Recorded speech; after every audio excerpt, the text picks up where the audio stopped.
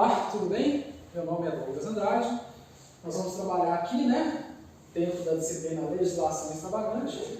Seu edital pode vir, né, como legislação extravagante, pode vir dentro, às vezes, de direito penal propriamente dita. Não importa o nome que você vai dar para isso daqui. O que é importante? Nós vamos estudar a famigerada nova lei de abuso de autoridade, perfeito? A lei 13.869, 13.869, de 2019. Uma lei extremamente recente, agora ela está em vigor. Tem muita aula que trabalhou com ela antes dela entrar em vigor, agora nós já temos o posicionamento dela, ela está atual, em atual vigência, então você tem que tomar cuidado. Para quem é acostumado a estudar para concurso, perfeito? Quem já é aí macaco velho, sabe que essa lei, em carreiras policiais, ela costuma vir para alguns cargos de tribunal também. Mas em carreiras policiais, principalmente, né, que é o nosso grande foco aqui, ela sempre aparece em prova. Pode não ser uma questão sobre ela, tudo bem? A banca às vezes não tem questão para todos os assuntos que estão no edital, aí ela vai misturar as legislações extravagantes e vai colocar uma questão que vai englobar, por exemplo, a lei de tortura, a lei de abuso de autoridade, tudo numa questão só, e aí numa alternativazinha lá vai falar alguma coisa sobre essa lei. O que acontece? Principalmente agora, que é uma lei que deu uma certa repercussão midiática. É igual o pessoal costuma falar, né? Pouca lei para muita repercussão, para ser sincero. Mas como ela teve uma repercussão midiática muito grande, ela é uma lei que vai cair e vai despencar. A gente vai tentar mostrar aqui para vocês alguns pontos, né? Alguns pontos que eu acho interessante, alguns pontos que eu, se eu fosse você, tomaria cuidado. Mas é óbvio, o importante da leitura de uma legislação é o quê? Praticamente a legislação inteira. Não tem como fugir disso. Se alguém virar para você e falar que não tem, que não precisa, que não sei o quê, toma cuidado, tá? Infelizmente, a gente tem que dar uma estudada nisso aí, um pouquinho mais aprofundado, a gente tem que ler esses artigos, beleza? Então vamos começar do início, tá? Vamos lá. Bom, o slide aqui, ele vai servir para mim como uma muleta para eu mostrar para vocês os artigos. Algumas coisas eu escrevi, mas ele é um slide com muito pouco texto. Então, o que está escrito aqui é praticamente o que você pega no site do Planalto. Você digita no Google lá, Lei de Abuso de Autoridade. Normalmente o segundo ou o primeiro site vai ser o site do Planalto, e esse site você consegue essa lei, tudo bem? Na íntegra. Não precisa ficar preocupado com a apostila. Cara, na internet tem tudo, já está atualizado, você vai conseguir ver até os artigos vetados, tudo bem? Não precisa ficar preocupado com isso. E outra, em acompanho essa aula aqui, eu vou, né, providenciar para vocês vão ter acesso a um PDF com várias considerações, aí sim mais aprofundado sobre essa lei, analisando ele artigo por artigo, tudo bem? E colocando aí no meio desses artigos algumas questões, perfeito? Então vamos começar do início, né? Vamos lá. Bom, esta lei, a 13.869 de 2019, pergunta boba, mas que às vezes eu escuto, professor, precisa saber o número de lei? Você está ficando doido, né? Claro que não. Esta lei, que é a Lei de Abuso de Autoridade, define os crimes de abuso de autoridade. Até aí, uma informação de extrema relevância para a gente. Por óbvio, né? Se nós estamos na lei, ela define. Cometidos por agente público. Aqui já tem uma informação interessante. Quem comete, em regra, os crimes de abuso de autoridade? Agente público. Repara que é uma lei, até desse ponto aqui, nessa redação, ela é interessante, porque ela já usa um termo mais recente. Ao invés de usar, por exemplo, o termo funcionário público, que o Código Penal usa, aqui a gente já percebe que a nova lei usa o termo agente público, que é um termo mais, dentro do ramo do direito administrativo, melhor dizendo, ele é um termo mais coerente, tá? Para quem exerce cargo, emprego ou função. Isso não é importante para você, só ressaltando que é uma lei, como ela é mais nova, a redação também ela tem essa mais nova, por assim dizer. Cometidas por agente público, esse agente público ele pode ser um servidor ou não, perfeito? toma um certo cuidado aqui, porque você não precisa aprofundar nesses termos dentro da legislação, dentro de uma questão de legislação extravagante. Se no seu edital tiver previsto direito administrativo e for uma banca que tem um histórico de cobrar bastante aprofundado o direito administrativo, aí você tem que se aprofundar um pouco mais nesses conceitos. Aqui não é o foco dessa aula, tudo bem? Então, grava aí, te dando exemplos claros. Se você é um cara que está estudando, por exemplo, para a Polícia Federal, Polícia Rodoviária Federal, uma Polícia Civil do Distrito Federal, que são provas da SESC, por exemplo, SEBRASC, que tem esse histórico de pedir conceitos mais aprofundados, você tem que saber a diferenciação, e isso você vai estudar dentro do direito administrativo. Agora, imagina que o seu foco, pelo menos até então, seja um concurso para a Guarda Municipal, seja um concurso para a Polícia Federal ou Polícia Militar, num cargo, por exemplo, de ingresso na Polícia Militar, não para oficial, por exemplo. Não adianta você ficar se aprofundando em coisa que não vai cair na sua prova. Perfeito? Tranquilo? Então, cabe a você entender isso. Não é menosprezando cargos, não é menosprezando provas, é direcionando o estudo, tá? Estudar demais coisa que não deve, às vezes, pode te atrapalhar. Então, o agente público, servidor ou não, que no exercício de suas funções ou a pretexto de exercê-las, abuse do poder que lhe tem atribuído. Aqui eu tenho algumas considerações para fazer. Quando a gente lê esse artigo aqui, algumas coisas podem passar, alguns conceitos podem passar aqui, e você pode acabar errando pela simplicidade da redação. Primeiro, em regra, o que você vai levar é que crimes de abuso de autoridade são cometidos por quem? Os crimes de abuso de autoridade, eles vão ser cometidos, a princípio, por agentes públicos.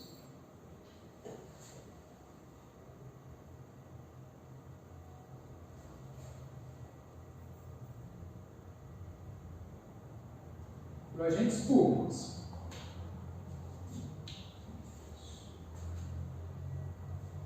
Tudo bem?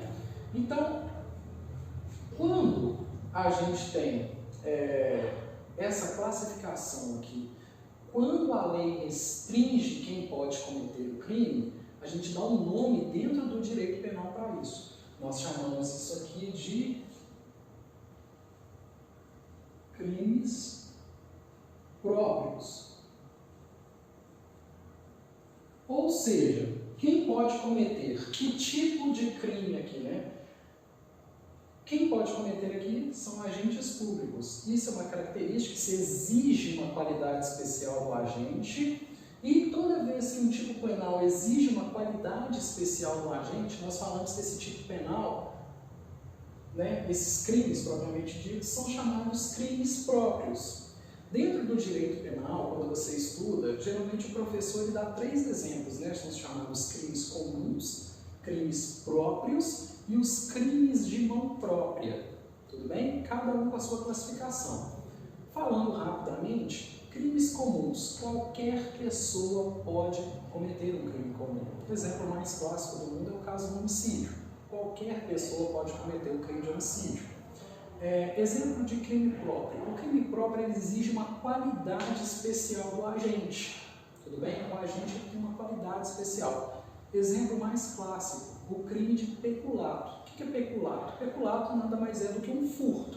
Furtar algo, subtrair para si ou para outra coisa, alheia, móvel, sem a violência, sem o instituto da violência ou grave ameaça. Então, se você vai furtar algo, esse é um crime comum, qualquer um pode furtar. Peculato é simplesmente você furtar, mas você, para ser tipificado no crime de peculato, você tem que ser um agente público, em regra. Então, por exemplo, eu, funcionário do Estado, vou lá e subtraio um computador, sem violência. Então, esse é um crime de peculato.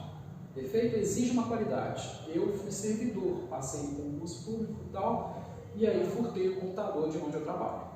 Perfeito? E existe a última classificação, que é o crime de mão própria, que também exige uma qualidade especial do agente. Só que essa qualidade, por assim dizer, ela é intrínseca a ele, é inerente a ele. É, por exemplo, um crime que só pode ser praticado pela mulher. Exemplo clássico da doutrina é o infanticídio. Tudo bem? Aquela mulher que acabou de dar à luz mata aquele filho sob o efeito de estado puerperal, por exemplo. Esse é um crime de mão própria. Por quê? Porque eu, em regra, eu não posso me tornar uma mulher assim e cometer o crime de infanticídio. Me tornar uma mulher por gênero, a gente sabe que tem discussões aí que podem ser até que eu consiga, entendeu? Eu posso ter essa condição. O que eu não posso fazer é dar à luz. E mais do que ainda, sentir efeitos de estado puerperal. Então, jamais eu vou ter esse requisito. Isso é um crime de mão própria. Funcionário público, nós conseguimos prestar concurso e ganharmos a qualidade de funcionário público. Perfeito? E um crime comum, óbvio, qualquer pessoa pode cometer. Então, presta atenção nisso daqui. O que eu preciso que você saiba? Que as condutas que estão nessa lei, em regra, aliás, são crimes próprios, cometidos por esses agentes públicos. Toma cuidado. Se a gente tiver uma questão afirmando que só, em qualquer hipótese, somente o funcionário público pode ser tipificado na conduta como abuso de autoridade, a resposta é não. Um particular que não é servidor público, não é agente público, melhor dizendo, pode vir a responder por abuso de autoridade? A gente tem que entender que existe sim essa possibilidade. É uma exceção, mas existe essa possibilidade. Você está me entendendo, né? Eu estou indo bem devagar, porque essa aula aqui é para dar para todos os níveis, tá? Para quem está começando a estudar, para quem já está estudando há mais tempo, então é para você não errar questão nenhuma. Então, se te falar que é impossível um particular responder pelo crime de abuso de autoridade, a resposta também é não. Mas por quê? O porquê é estudado dentro de um tópico do direito penal que nós estudamos, que é chamado concurso de pessoas. O que é concurso de pessoas? Quando várias pessoas se reúnem para cometer um crime. Imagina que várias pessoas se reuniram para cometer um crime de abuso de autoridade. Não precisa se perguntar em exemplos concretos, mas só você pensar. Imagina que mais de uma pessoa se reuniu para cometer o crime de abuso de autoridade. Uma dessas pessoas não era um agente público, tudo bem? Mas em conluio, tudo bem? Em conjunto com aquele agente público, ela vai lá e comete esse crime de abuso de autoridade. O que vai acontecer então? Esse cara, como ele agiu com dolo, estava em conjunto com o agente público, sabia da condição desse cara de agente público, ele foi lá e vai responder como se a autoridade ele fosse, vai responder também pelo crime de abuso de autoridade. Por exemplo, imagina um exemplo concreto que está vindo na minha cabeça aqui, mas não se prenda a isso. Imagina que um policial, eu ando com um policial, eu estou andando com um amigo meu que é policial, e ele vai lá e manda eu prender alguém, algemar alguém sem as devidas, vamos dizer assim, sem ter um porquê, melhor dizendo, sem ter um porquê de eu algemar ali para resguardar a minha integridade física, resguardar a integridade física do outro, dele mesmo, Eu vou lá e algemo o cara, tudo bem? Eu sei que eu não deveria ter feito aquilo. Bom, eu vou responder por um crime, por uma conduta prevista na lei de abuso de autoridade, porque eu estou junto com ele, com esse meu amigo que é policial, e sabia dessa condição, sabia que estava fazendo algo errado. Tranquilo? Então, o que eu preciso que você saiba? Por mais que esteja escrito aqui, cometidos por agentes públicos, servidores ou não, pensa que o particular ele pode, em uma hipótese muito especial, mas pode, que no exercício de suas funções. Então, imagina, um policial fardado, tudo bem, cometendo um crime de abuso de autoridade.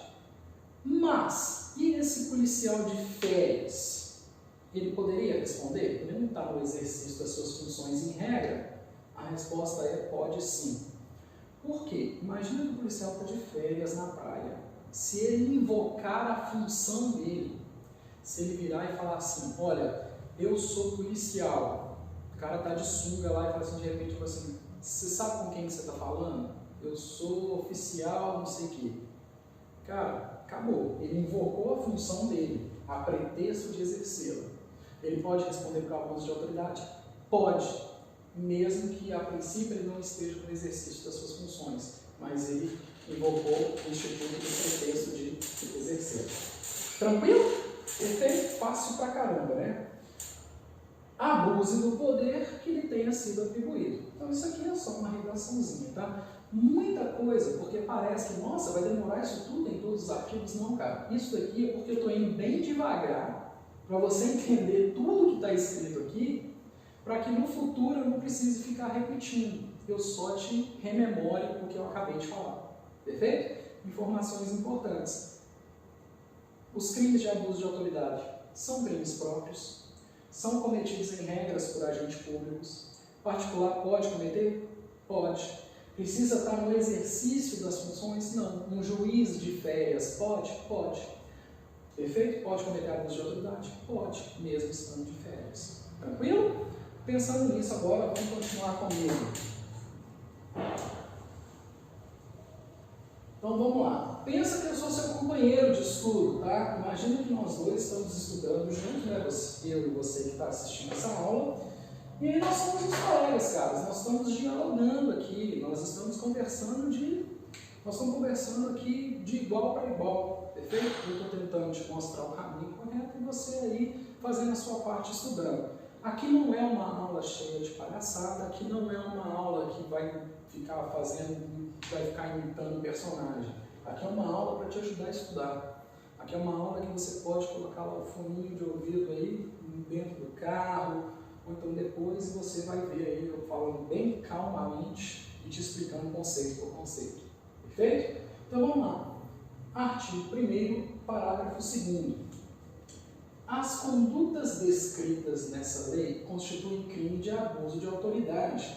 Quando, então o legislador vai me mostrar quando que vai ser considerado abuso de autoridade. Quando praticadas. Aqui vale uma ressalva que eu e todos os doutrinadores que você pegar ou outros professores vão chamar a atenção para esse artigo aqui. Porque aqui, quando o legislador escreve quando praticadas com a finalidade específica, o seu legislador, não é à toa que está em negrito, tá? É porque é importante. Com a finalidade específica, o seu legislador, ele invoca um instituto muito importante. Ele vai invocar aqui, ó, um instituto que vai ser um dolo, vontade de causar dor, dolo, mas específico. Tá legal para ler aqui? Tá tranquilo? Na filmagem? Um dolo específico. O que é isso? É a vontade de causar dor de forma específica. O que isso tem para a gente como impacto? Tanto em questão de concurso quanto no dia a dia. O cara que vai provocar as condutas descritas como crime, ele tem que praticar essas condutas para dolo específico para prejudicar alguém, prejudicar outrem. Então eu tenho que abusar, eu tenho que ter a vontade de prejudicar. Repara que vontade de prejudicar é diferente de prejudicar. Se eu faço alguma coisa, mesmo que sem querer, eu posso prejudicar alguém. Agora, eu fazer aquilo para prejudicar alguém, aí eu caio no instituto do dolo específico. Tudo bem? Como que isso cai em questão de prova? Você tem que procurar no enunciado, no caso concreto, né, por exemplo, uma questão mais elaborada, o cara tem que falar que o agente ele fez aquela conduta para prejudicar e não que o agente foi prejudicado. Poxa, se eu cometo um assassinato, um homicídio e eu fui preso em flagrante, é óbvio que eu fui prejudicado. Mas o cara que me prendeu teve a intenção de me prejudicar? Ele prendeu para me prejudicar? Não, ué. Ele prendeu porque é um exercício da função dele prender. Tudo bem, flagrante? Entendeu a diferença? É sutil, mas nem tanto. Ou ele fez para prejudicar outra pessoa, ou ele fez para beneficiar a si mesmo. Então a gente tem dois dólares aí. Ou para beneficiar outra pessoa.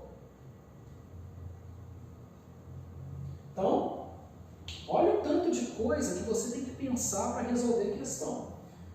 E a última hipótese, né, as duas últimas na verdade, por mero capricho, quer dizer, um termo aberto, horrível para se ter dentro de uma legislação, porque o que é mero capricho? A gente tem uma vaga ideia, mas não consegue definir. Quando a gente não consegue definir alguma coisa, esse é um conceito muito aberto, um conceito penal aberto, um conceito subjetivo.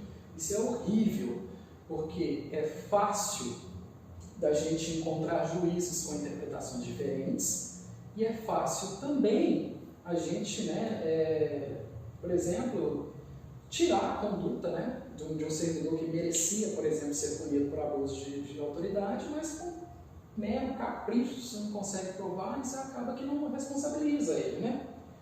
Ou satisfação pessoal.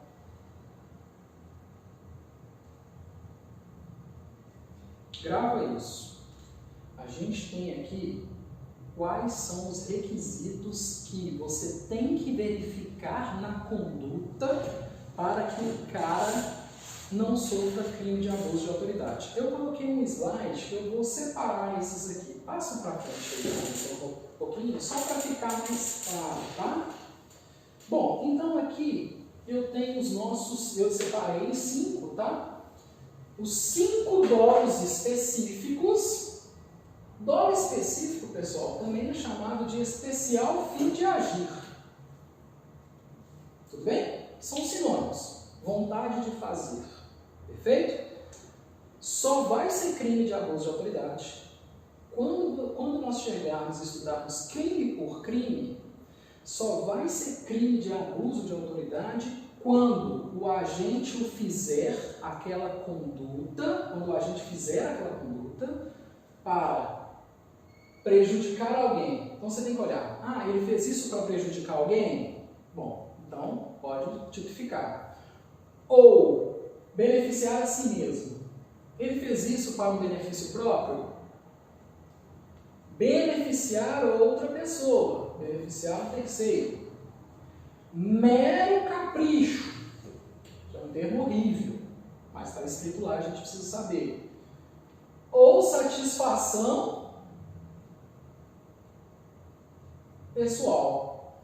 Se eu não conseguir provar, ele fez para prejudicar alguém? Não. Ele fez para beneficiar ele mesmo? Não. Ele beneficiou para beneficiar terceiro? Não. Ele fez por mero capricho? Não. Ele fez por satisfação pessoal? Não. Então por que ele fez? Porque ele achou correto ser feito naquela hora.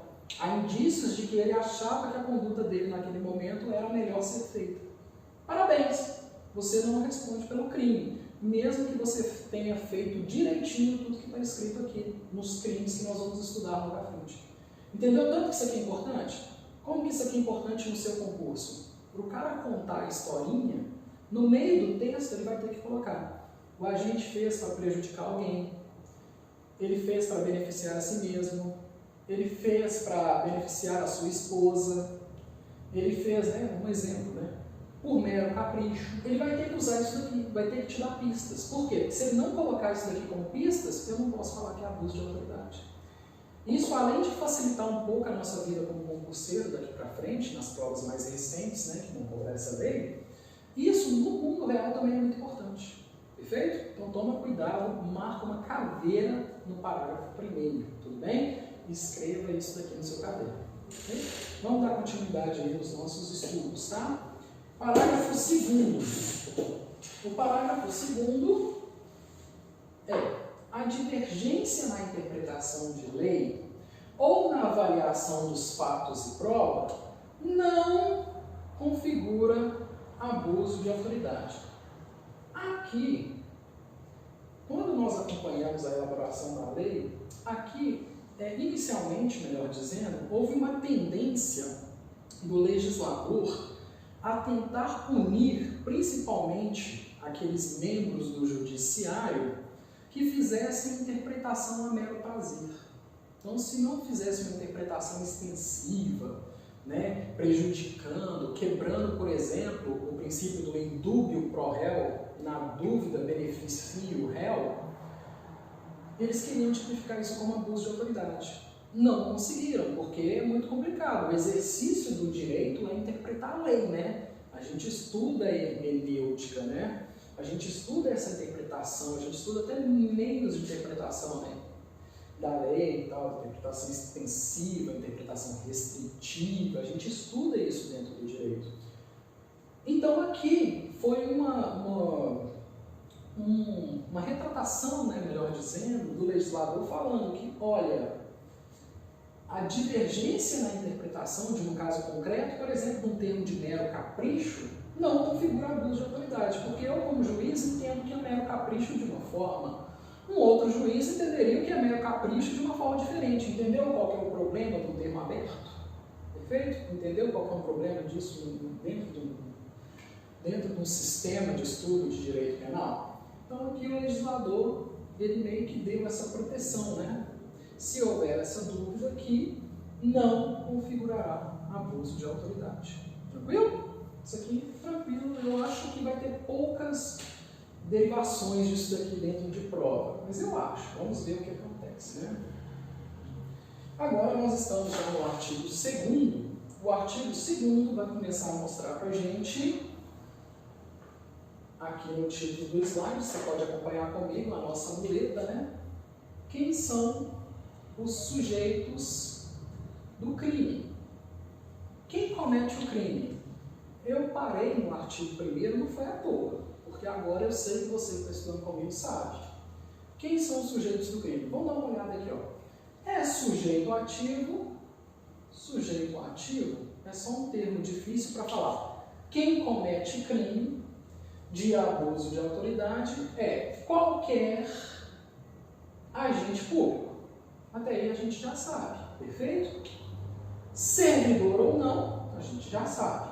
Aqui ele aprofundou em alguns termos que para a gente, dentro do direito, não é importante. Mas se você vai estudar direito administrativo, filho, você tem que saber o que é uma administração direta, o que é uma administração direta. Você tem que saber, né?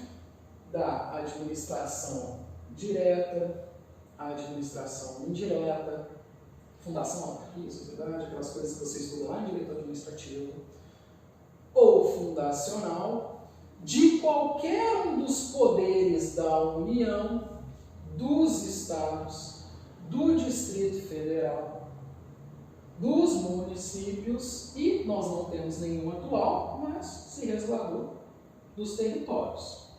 Compreendendo, mas não se limitando a. Então aqui eu preciso fazer algumas considerações. Primeiro, a gente sabe que é sujeito ativo do crime, quem comete crime em regra é o tal do agente público. Perfeito? A pergunta é, quem é agente público?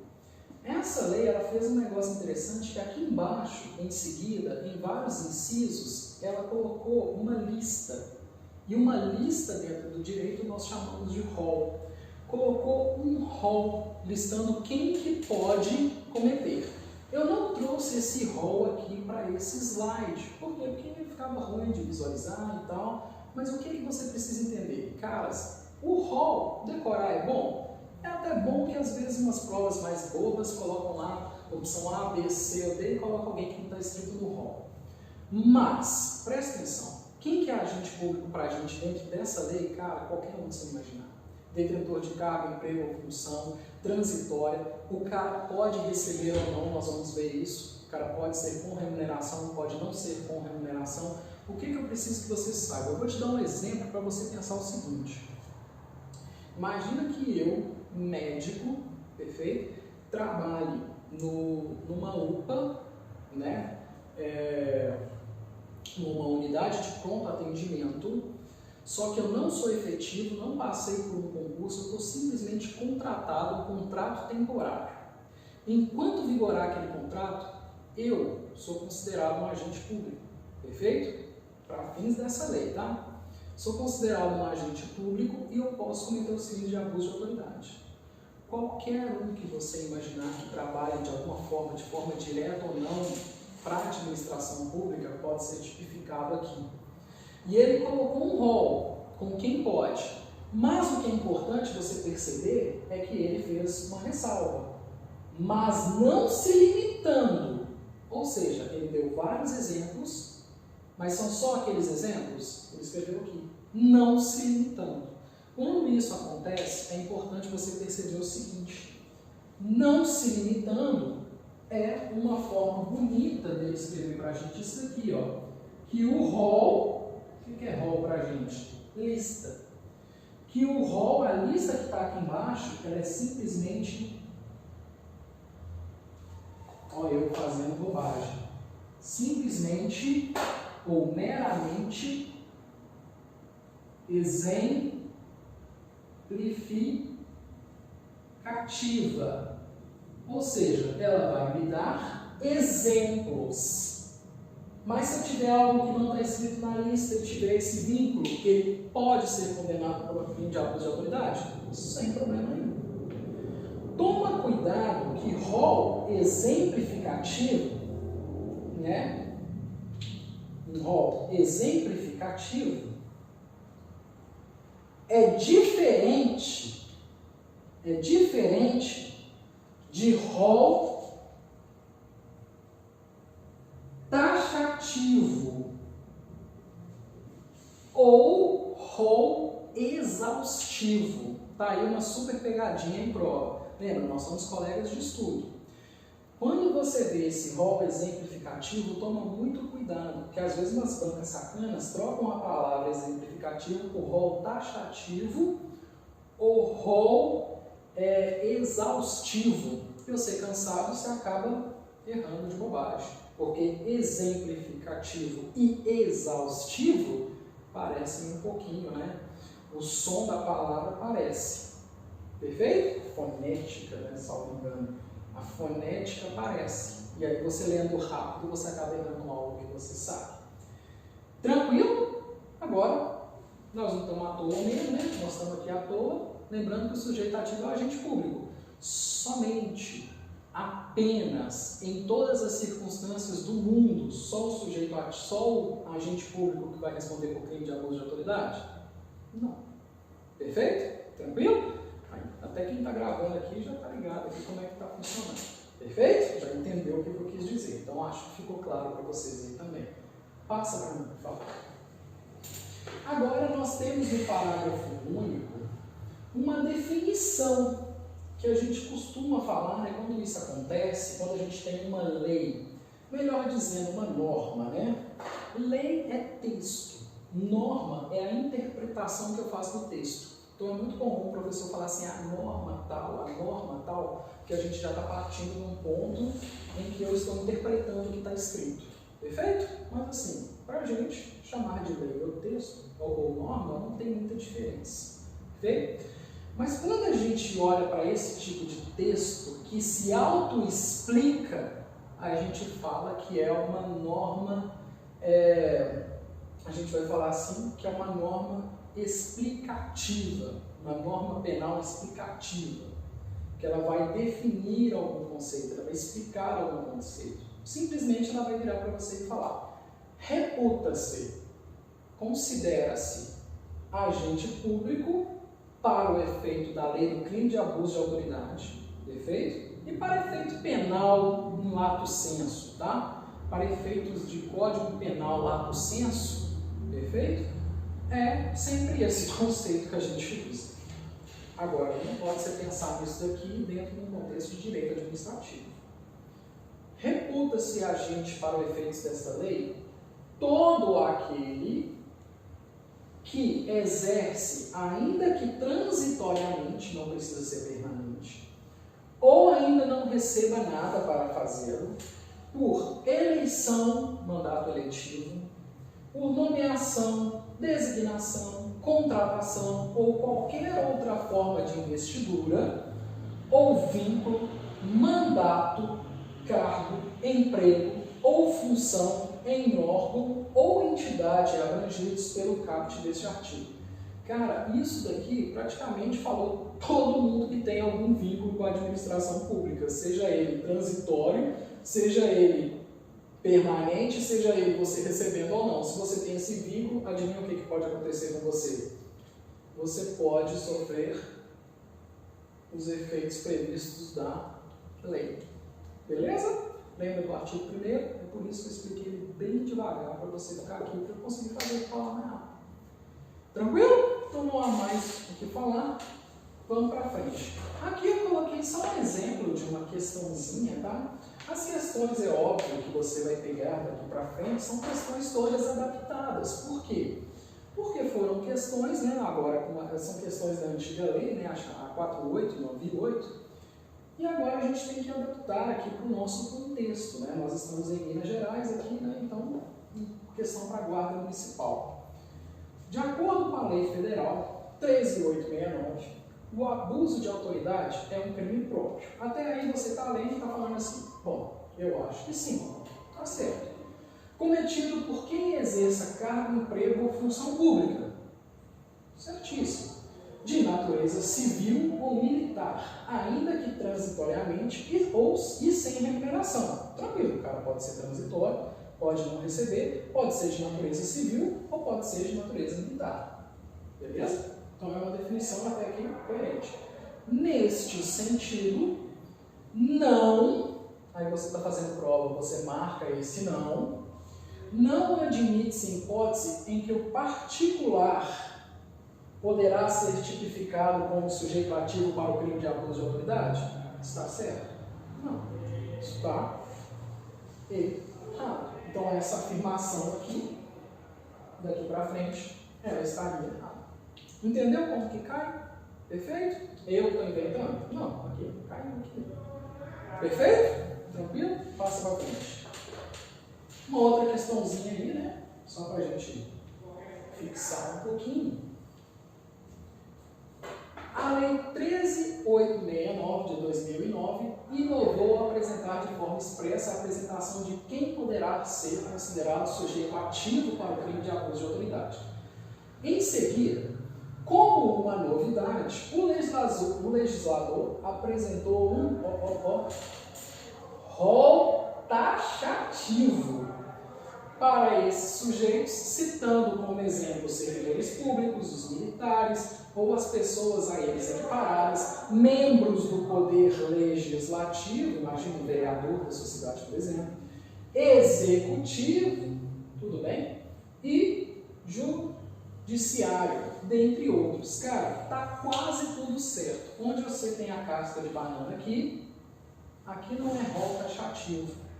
Aqui é um rol meramente exemplificativo.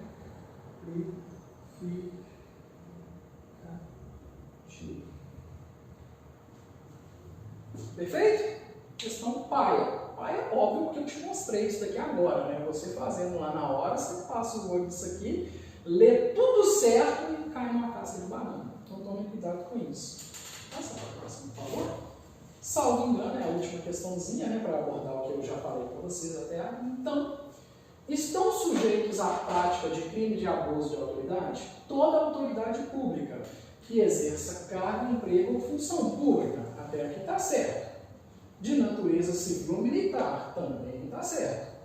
Ainda que transitoriamente, também está certo. Com ou sem remuneração. Certo. Definição do parágrafo único que nós acabamos de ter. Beleza? Tranquilo? Então, aí a gente consegue dar sequência aqui. Perfeito? Desculpe-me, vou beber um pouquinho de água aqui, porque a garganta não aguenta, né? Um minutinho.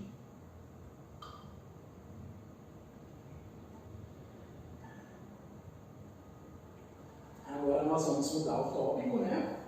Nós estávamos falando de quem comete o crime de abuso de autoridade. Agora nós vamos falar do tópico ação penal.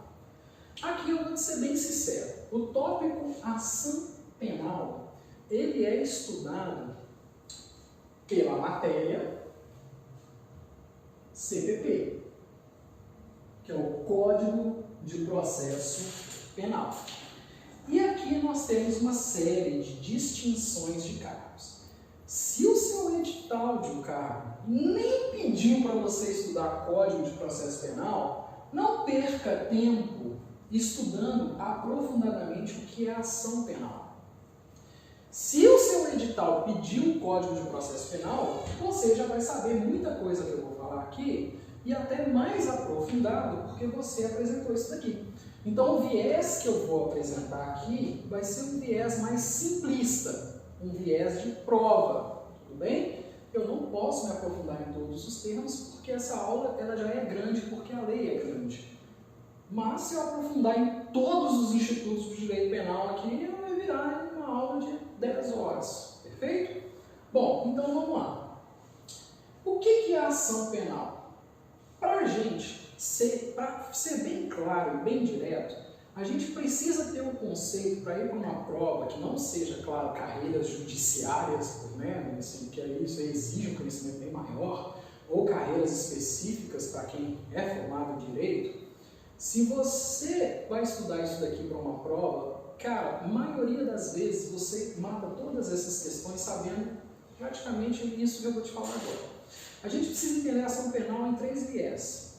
A ação penal pública incondicionada, a ação penal pública condicionada à representação e a ação penal privada.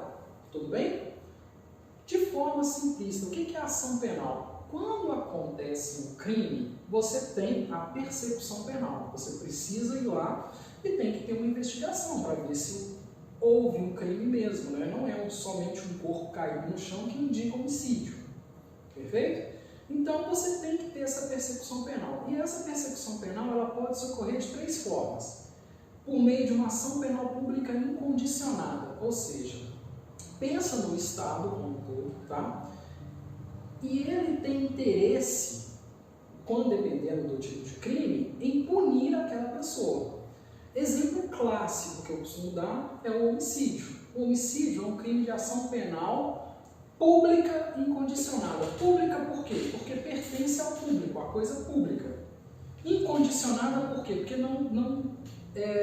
não requer inércia de, por exemplo, alguma vítima que tenha sofrido aquele crime. Imagina o seguinte, um exemplo, né, hipotético. Imagina que eu tenho aquele irmão que é traficante, aquele irmão que bate na minha mãe, que vende todos os móveis e tudo para comprar droga. Aí, de repente, aquele meu irmão é encontrado lá na calçada da minha rua com 30 furos, né, com 30 tiros nele. Cara, assim, eu acho muito difícil a pessoa se dar 30 tiros, então eu imagino que tenha ocorrido um homicídio ali. Mesmo que eu vire e pense assim, nossa, que alívio, aí na hora que eu entro em contato, na hora que vai ter a persecução penal, que é policial, eu falo assim, não precisa nem perseguir. Bobagem, que bom, é um alívio. Eu vou dar um troféu para quem fez isso. Por mais que eu fale isso, eu não posso, vai ter que ter a persecução penal porque é de interesse do Estado em punir quem praticou aquele crime. A ação penal pública incondicionada, não depende da vontade, tudo bem? O que é a ação penal pública condicionada? É aquela que só vai ocorrer a persecução penal se tiver a inércia daquela vítima.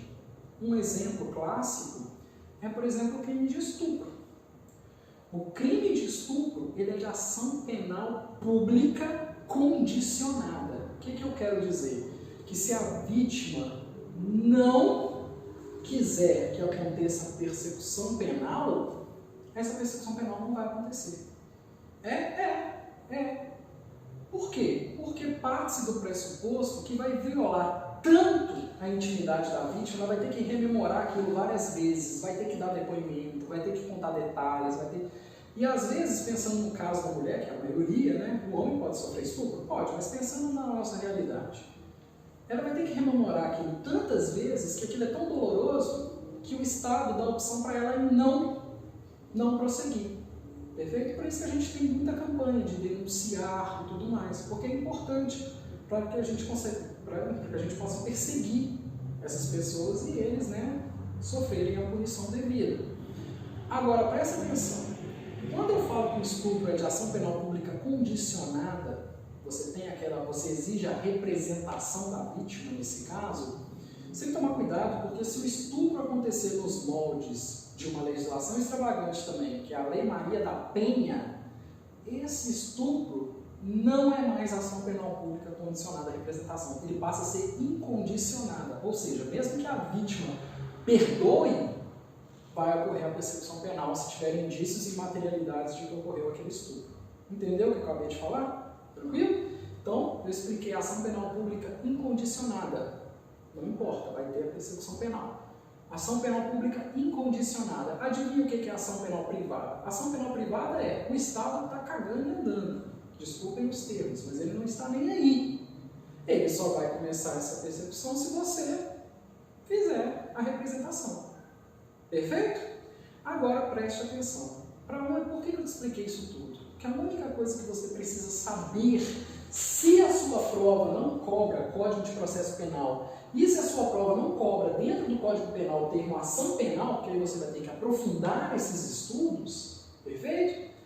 A única coisa que você precisa saber é que os crimes previstos nessa lei, são de ação penal pública o quê?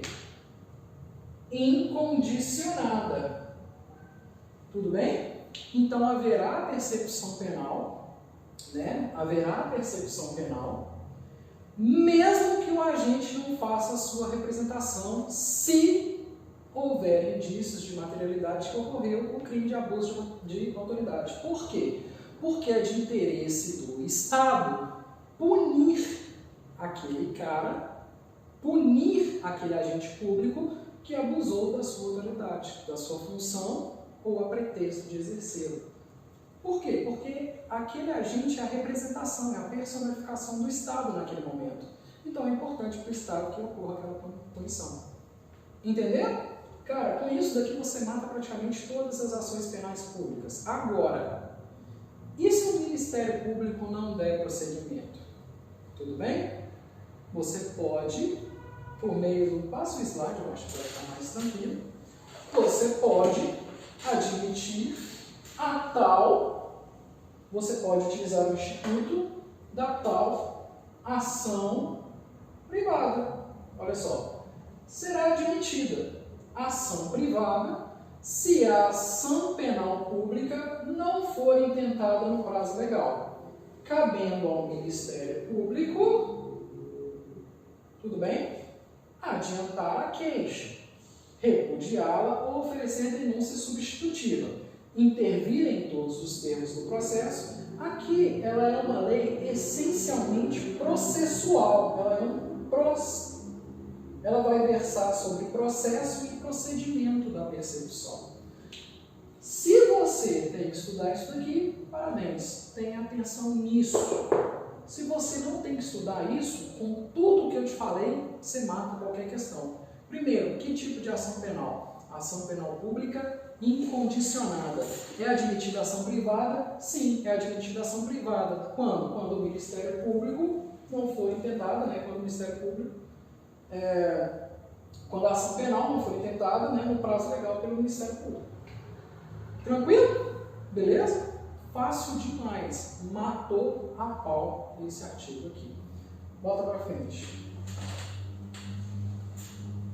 Bom, aqui de novo, só repetindo e te dando um prazo, a ação penal privada será subsidiária da pública. É um tópico de ação penal, um tópico de processo.